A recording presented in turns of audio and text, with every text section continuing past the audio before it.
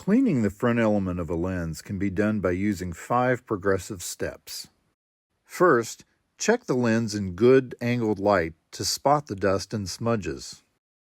Second, use a blower to blow out most of the loose dust or grit. Do not use canned air.